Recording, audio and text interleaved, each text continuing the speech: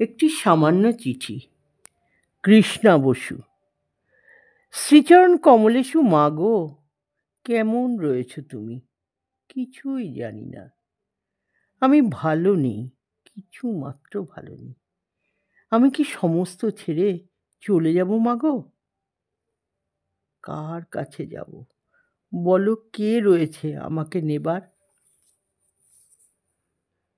তুমিই আশ্রিত জানি দাদার সংসারে। জুতিয়ে বেঁকে দেব মুখ বলে তোমার জামাই কাল রাতে গর্জন করেছে, চড় মেরেছে জোরে। না মা, সত্যি জুতো মারেনি এখনো, তবে মারবে বলেছে কোনো দিন। কেন বিয়ে দিয়েছিলিস মারে? দাসী খাটাবার জন্য কেন তুমি আমাকে পাঠালে? চেলি বেনারসি কোণে, চন্দনের স্নেহ সুঘ্রাণে। আজ 15 বছর ধরে ঘর করে, সেবা করে, সেবা করে মুখ বুজে থেকে তার কাছে সত্যি কথা জানতে চেয়েছি। মাইনের সব টাকা কোনখানে যায়? স্বাভাবিক অধিকারে জানতে চেয়েছি সব কিছু। তখনই জুতিয়ে বেঁকিয়ে দেব মুখ বলে আমাকে শাসায়।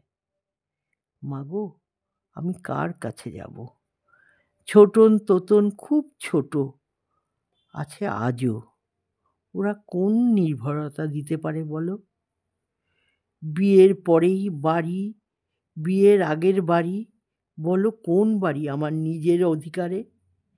মাগো, আমি কার কাছে যাব?